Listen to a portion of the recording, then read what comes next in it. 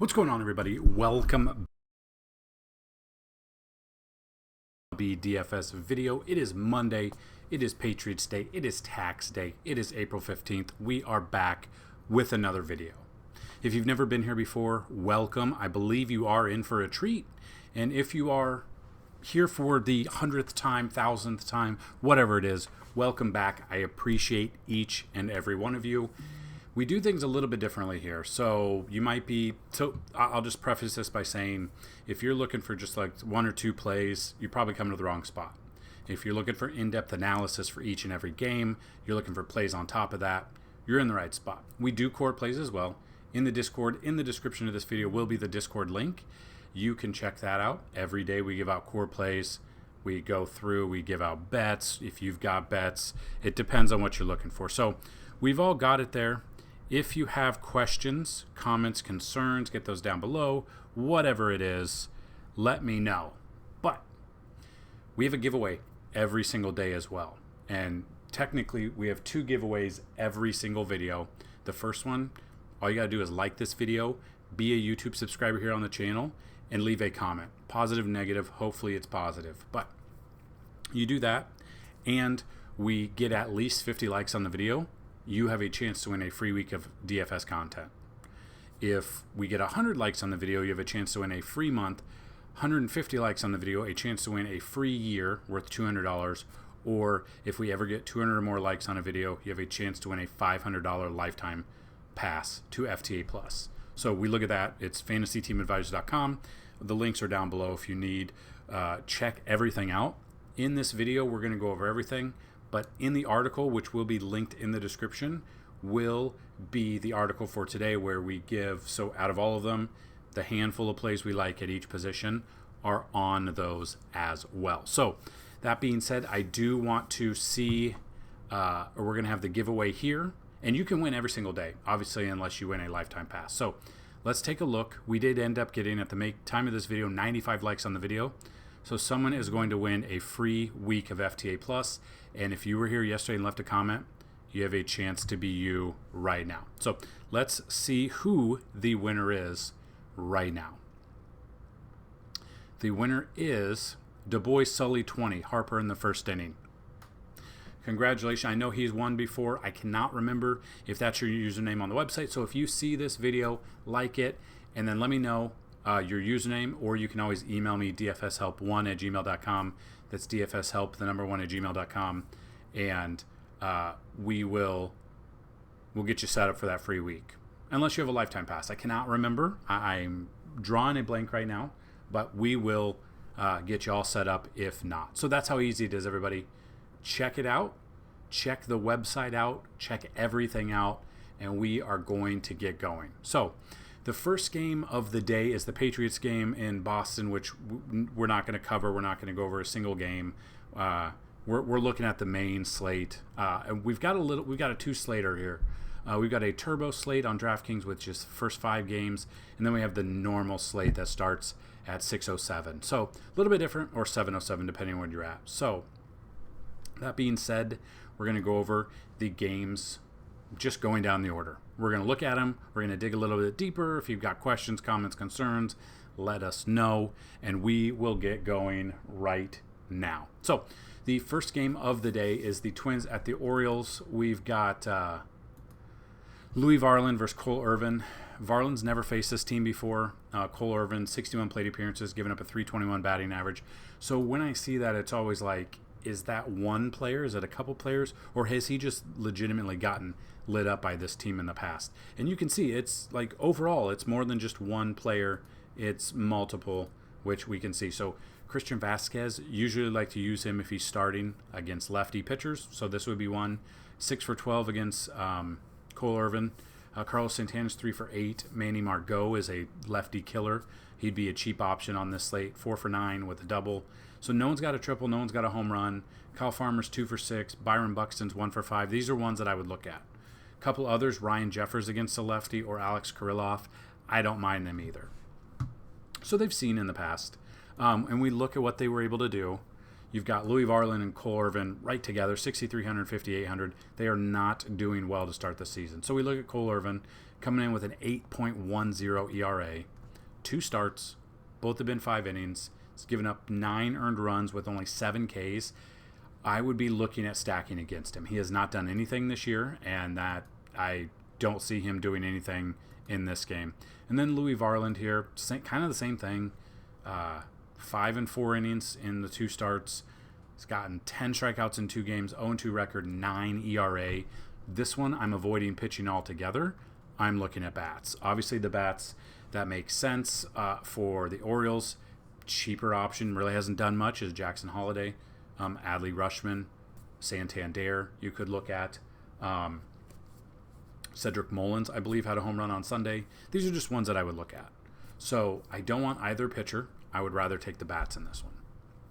Rangers at the Tigers is the next one. As of now, it doesn't appear we know who's going to be pitching for Texas. But we do have Reese Olson.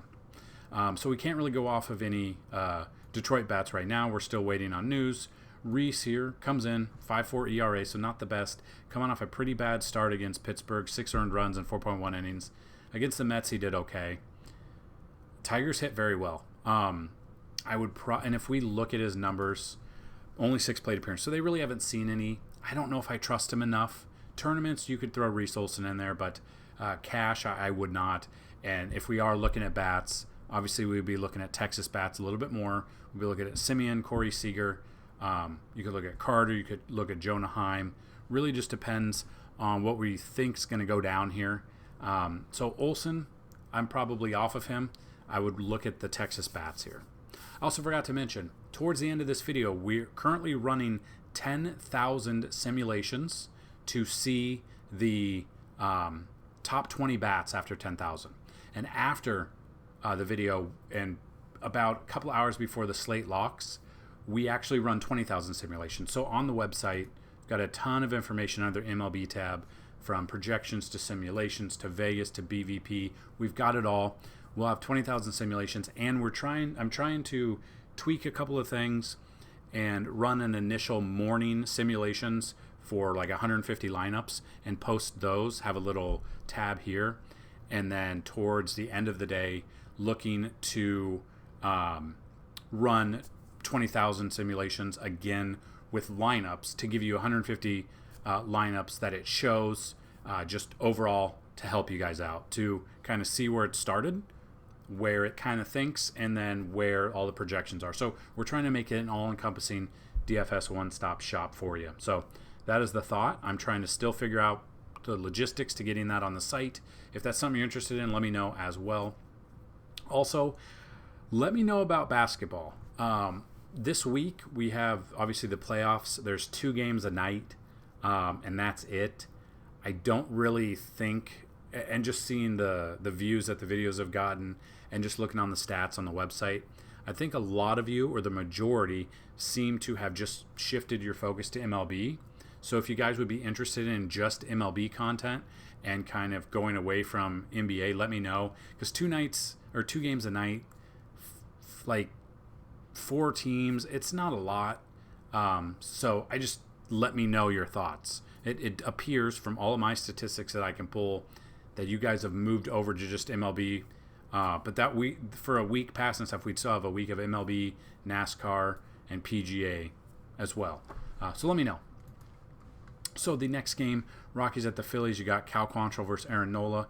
Quantrill, 49 plate appearances, 234. So he's actually had success against them overall. 49 plate appearances, not a ton. Flip side of that, Aaron Nola, 106 plate appearances, 306 batting average, 27.4 K percentage out of him. So if we just look at these numbers, we can just see if anyone have had success against Quantrill. Whit Merrifield's 1 for 18, so not very good. Only 1 strikeout, though. Schwarber's 3 for 11. All 3 hits off of Quantrill have been home runs. So he sees the ball well. 3 for 11 is 273, so not a ton, but you got to take into effect 3 hits and all of them are home runs. Could be something. Castellanos is 2 for 4 with a home run. You got Trey Turner 1 for 3 with a home run. So I don't mind some of these Philly bats. And then Nola kind of surprises me. He's, the stud. We're used to him pitching well. Colorado's not really that good of a team. But if you look at these, Charlie Blackmon hits him well, 11 for 27 with 4 doubles and 2 home runs. You've got Ryan McMahon for 2 home runs. You've got Chris Bryant for a home run, batting .368. Brenton Doyle has 1 home run. And then you've got 4 doubles for Blackmon, a double. Like, they've hit him well, especially at this price. And if we look at this being the most expensive, honestly, I think a sneaky stack could be Colorado today. I think everyone's going to see that against Atlanta, he went minus 3.5, but then Washington 21.2, St. Louis 15.9. I will admit I'm not always right, but I might avoid Nola just because. Now, I don't know if any of these numbers are affected by the Coors effect being in Colorado. That could be a reasoning too. But I think as long as the weather holds up, I might go away from Nola today, especially like in this 5-game slate, get a little creative and stack Colorado a little bit. I think Charlie Blackmon would be a cheap option. If you look at Charlie, 40, well, he's not that cheap. I think he could be a sneaky option for you today. So Quantrill, and then we know Quantrill's not, I mean, he's down here at 5,000.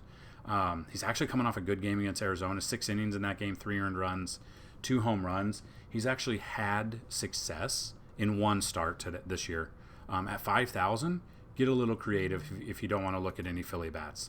Honestly, tournament-wise, you got to get creative in something like this. I won't have much exposure to him. I'll have a little bit.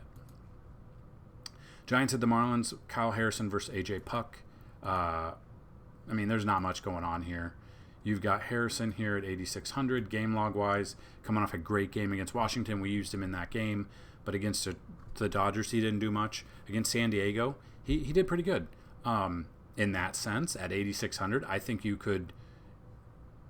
I think I like him a little bit better than Nola. Just the price is a little bit better. He's had success. He's going up against the Marlins. And then you got A.J. Puck. Game log-wise, didn't do much against the Yankees. Isn't really going deep into games. 4.2 innings is the most he's gone. The walks have been a problem all year. I could look at San Francisco bats. So the bats that I would look at for San Francisco, depending, would be a Matt Chapman against the lefty, Patrick Bailey. I would look at Jung-Ho Lee. Jorge Soler hits lefties well. Lamont Wade Jr., I don't mind him at either. Maybe a little bit of Austin Slater. Maybe, if you want to get a little bit lower, Estrada or Wilmer Flores as well. So, in that sense, I don't mind a San Francisco stack. I don't trust Puck. He's not going deep into games. That'll get them into the bullpen early. And then Kyle Harrison, I don't mind him at all. Then you got the Angels at the Rays. You got Patrick Sandoval versus Zach Eflin. We just look at Eflin here. It's been the Angels confuse me. They put up a ton of runs, then they get, put up a little bit, and then some of the players go off and some don't, and there's no consistency in this team. Eflin's coming in with a 1-2 record, 6.35 ERA. That's one that I'd look at. 9,300 is pretty expensive out of him. He just faced this team his last start, would have been on last Monday, day of the eclipse. Went 5 innings there, 5 earned runs, 5 strikeouts, but 5.9. And they've actually bumped his price up. I guess it's because he's at home now. Doesn't make sense. I'm not paying up for him. I would look at the Angels. I would look at Trout. I would look at Nolan Schanuel. I would look at Taylor Ward. I would look at these guys. Let's see who's had success against him.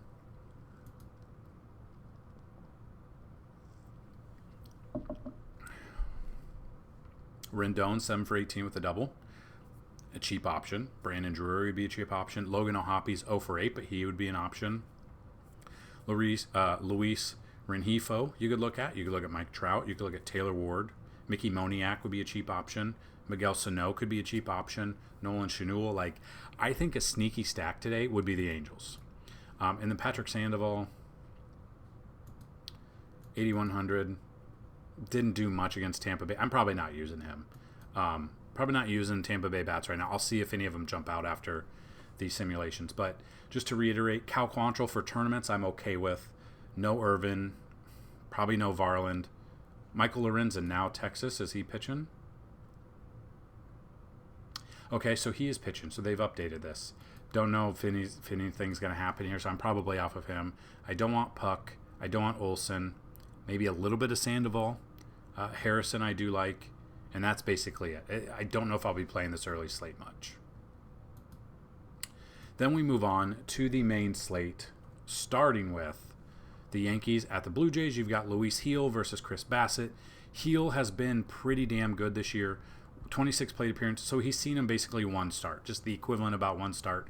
Struck out 34.6% of those batters, 150 batting average. They are going on the road, but the Yankees had Toronto's number the last weekend in the series. And then Bassett, 77 plate appearances, 254 batting average. It really depends on what we're looking at here. Looking at the bats, just depending on what we're going to get out of these pitchers. You got Gil here down at 7,400, which would be a fantastic option. Did he pitch against them? Yeah, he did. In Yankee Stadium, 4.1, so didn't go deep into games, gave up 200 runs, but had 8 strikeouts in that game. Comes in with a 3.00 or 3.00 ERA, has not got the win, 14 Ks in 2 starts. One was on the road, which was a hard ballpark to pitch in Arizona. Now they go up to Toronto. I don't mind him. To be honest, I think he's cheap. Chris Bassett, on the other hand, comes in with a 5 ERA. Strikeouts have been there, but the earned runs have also been there. Started off the season very slow. Had a good start against Seattle. They just haven't been hitting very well. Now the Yankees have been hitting very well. They got the best record in baseball. I'm probably off of Bassett in cash. You could always throw him in tournaments because maybe the Yankees are off this day. But I would still look at Aaron Judge, who had a monster home run in Cleveland. His second at bat, I think, Sunday. Juan Soto's been on fire. Anthony Volpe is an on-base machine right now. Rizzo's starting to come around. Oswaldo Cabrera, if he's in there, I don't mind him. Austin Wells would be a cheaper option. It should be starting. I don't know if he will be.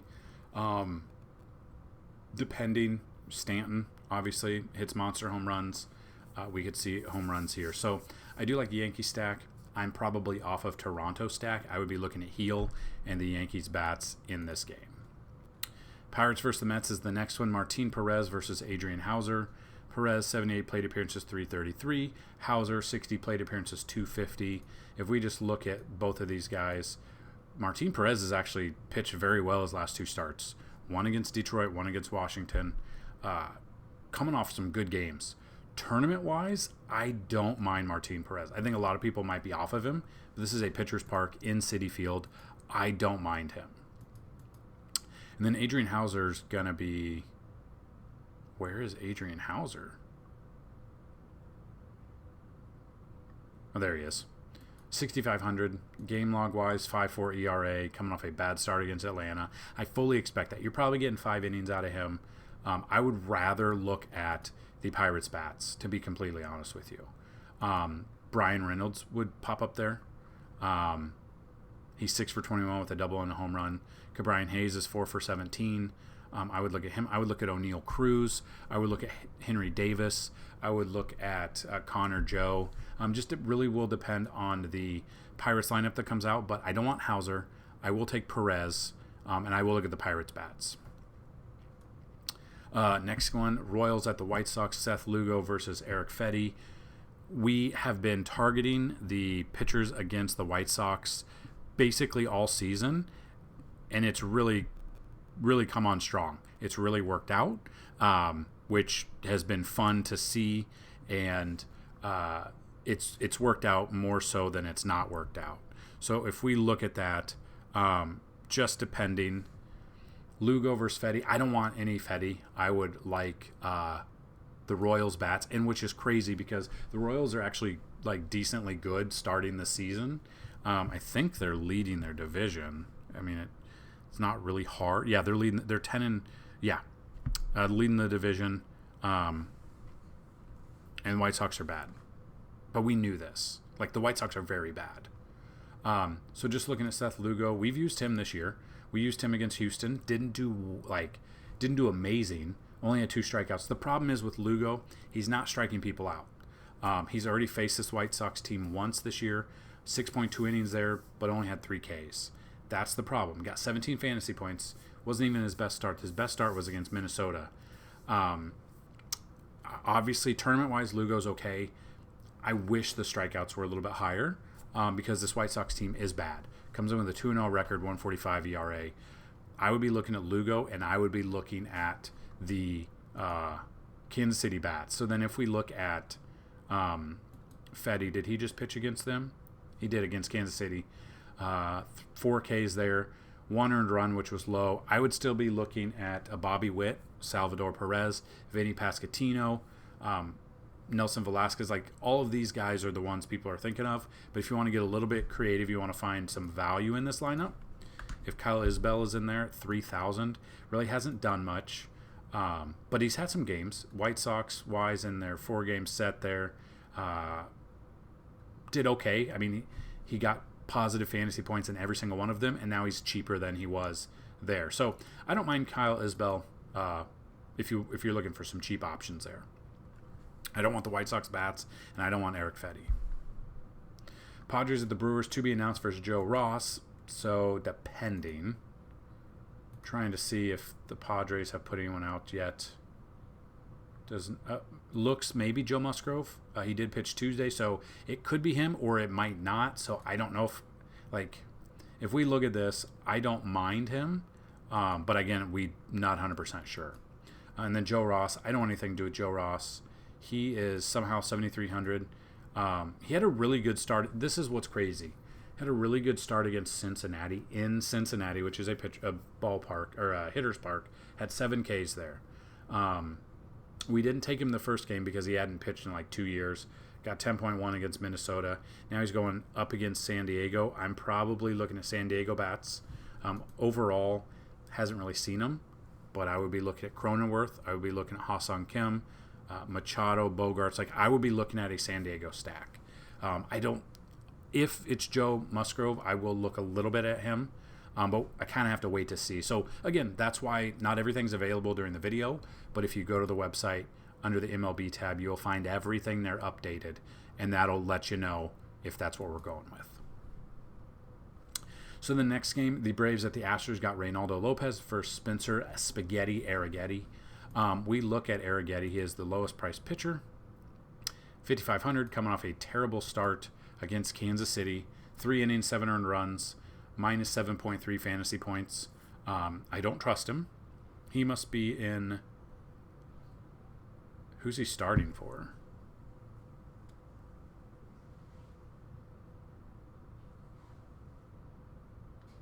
Oh, Verlander might... Verlander could be coming back. So this one's to pay attention to. We could see. So Verlander might come back. So this might be moot, but I wouldn't use him against Atlanta anyway. I would look at stacking Atlanta. I don't really think I need to tell you anyone that I'd be stacking against. I think I'm not using the pitcher in either one of these. I would look at the bats. You really can't go wrong with either bat here. Ozuna, Arcia, Ozzie Albies, Olsen, Acuna. Acuna really has struggled this year, though. Overall, he's struggled. So I'm kind of scared about that. That's what I'm looking at. Houston, Jordan, Kyle Tucker, Jose Altuve, Mauricio Dubon, if he's in there, Jake Myers, Chas McCormick, depending on who's in there out of those three, look at a stack there. I would not be surprised if this is a very high-scoring game if it's both of these pitchers. If it's Verlander, I might still take a little bit of the Braves because, he hasn't pitched, but that's kind of what my thought process is. Then we move Cubs at the Diamondbacks. You got Ben Brown versus Merrill Kelly. Merrill Kelly's seen 81 plate appearances from them, 203 batting average. Just looking at this, Ben Brown, if we look what he's done, 3 starts, 6.10 ERA, I'm off of that. You've got Merrill Kelly, who's, from what I recall, he's 9,400, so he's very expensive. It's been decent against Colorado twice, against the Yankees once. Now he's pitching at home, which if you look at your splits, again, it's only been 2 games at home, 3 earned runs, a 1.98 ERA. So he's been better at home than on the road. He's averaging 23.7 at home. He's got a good matchup here. I am probably off Ben Brown. I'm probably looking at Merrill Kelly and then Arizona bats. I would look at Corbin Carroll at the top, Gurriel Jr., Christian Walker, Gabriel Moreno, who had Sunday off, which usually is just that day of rest. I would definitely, and Jock Peterson. You can find some more Diamondbacks bats. Depending on when the lineup comes out, I'm probably sticking with Merrill Kelly, and I'm probably going with Arizona as a stack. Then we got the Cardinals at the Athletics. Sonny Gray facing his old team in Oakland. 25 plate appearances, 273. Stripling, 68 plate appearances, 317. So if we look at this, we look at Sonny Gray. Game log wise, he's only pitched once this year. Only went 5 innings, but had great results against Philly. 5 Ks. You could look at that. 22.3 fantasy points. Now, he does have a better matchup here. I don't mind him in 8,500. He's pitched in his ballpark before. Flip side of that, we can kind of look. We can see Stripling. We've used him once, and he got us 3.1. Or no, we didn't use him. We were looking at him against Texas, but then we didn't. 11 hits allowed, 6 earned runs, 5 Ks. I would look at St. Louis bats here. Just to see, giving up a 317 batting average, I'm curious if that's like one player. No, it's Gold. So Goldie 7 for 19 with 2 doubles and 2 home runs. Arenado 7 for 15 with 2 doubles and a home run. Brandon Crawford's 4 for 17 with a double. I would look at stacking Sonny along with his the bats here. So those being Goldie, Arenado. I would look at Wilson Contreras a little bit. I'd look at Brendan Donovan. Just kind of got to wait for this lineup to come out. I do not mind stacking St. Louis tonight against Ross Stripling and taking Sonny Gray as my pitcher. Then we got Frankie Montas versus George Kirby. Reds at the Mariners. Montas 79 plate appearances, 297. We got George Kirby 6 plate appearances, 333. This one, Montas' price is wild at 9,000. He's had 2 good starts. Not a good start against Milwaukee. Seattle's been bad, though. That's the problem. Seattle as a whole, they are currently, aren't they in, let's see. Yeah, I mean, well, Houston's been worse somehow, but Seattle's under 500. They just haven't been hitting well. Montas for tournaments, I think could be sneaky. We know that when he was on with the A's, he was good, and then it just depends. So kind of curious to see what he brings to the table here against the Seattle team. Now, I will preface this by saying once Seattle gets their mind right, they are a good hitting team. They're just not hitting right now. I don't know what's going on. Montas, though, at 9,000 is a little up there. And then you got George Kirby right below him at 8,900. Game log wise, he has a 6.91 ERA, 1-2 record, only 13 Ks. Got lit up by Toronto, got lit up by Cleveland, had a really good start against Boston. Since he's a good, they are a good team. They hit well. I would like this game for hitters if it were, at home for Cincy, but it's not. So I would definitely look at taking Cincinnati bats, Fraley, Ellie De La Cruz, Spencer Steer, Will Benson, depending on who's in that lineup. Wait for that lineup to come out.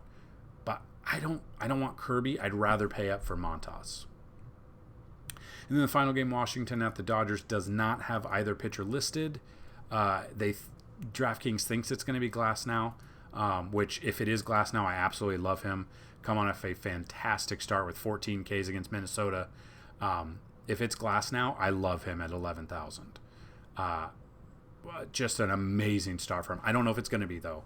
And then Washington, they think it's going to be Patrick Corbin. If that is he pitched Wednesday, which this is the 5th day. So if it is in fact Patrick Corbin, we are taking the Dodgers bats. We are taking Teoscar Hernandez, who absolutely murders lefties. Mookie Betts. I mean, Will Smith, Freddie Freeman. It really doesn't matter. But I love to target Teoscar Hernandez against lefties when they occur. So if it is Patrick Corbin, I want all the smoke with the Dodgers bats, and I want Tyler Glasnow if it is in fact Tyler Glasnow. And there you have it. There is the breakdown of all of the games, the pitchers and the bats. Now we are going to give you the top 20 bats after 10,000 simulations. Get a paper or pen, whatever you need. And this right now does not take into effect any weather. That is updated usually around noon to be another factor that we're using. So currently right now, top 20 bats. Number 1, Bobby Witt Jr. Number 2 is Kyle Schwarber. Number 3 is Michael Garcia. Number 4 is Bryce Harper. Number 5 is Gunnar Henderson. 6 is Isaac Paredes. 7 is Aaron Judge. 8 is Vinny Pasquantino. 9 is Vlad Guerrero Jr. 10 is Austin Slater. 11 is MJ Melendez. 12 is Juan Soto. 13 is Adley Rutschman. 14 Trey Turner. 15 Jarren Duran. 16 Randy Arozarena. 17 Nelson Velasquez. 18 Dalton Varsho. 19 O'Neal Cruz. And number 20 right now is Jose Ramirez. So if you listen to that, 1, 2, 3, 4, 5 of the top 20 are Kansas City bats. You got some Baltimore in there. You got Philly in there. Four Phillies if we go to 21 with Alec Boehm. So currently right now the algorithm's really loving Kansas City against Eric Fetty, which I don't disagree with. Philly against Quantrill, I don't disagree with that either. Couple of Yankees bats, Toronto bats. So it's got a good mixture of teams to stack. Now that's 10,000 simulations. We will update that, and it will be 20,000 simulations. So if you got questions, let us know down below. If you found this helpful and useful, hit that like button and leave a comment so you have a chance to win a pass to FTA Plus. So that's what I've got in this video. Let me know about the NBA content. Good luck, and as always, let's bring home some bacon. Peace!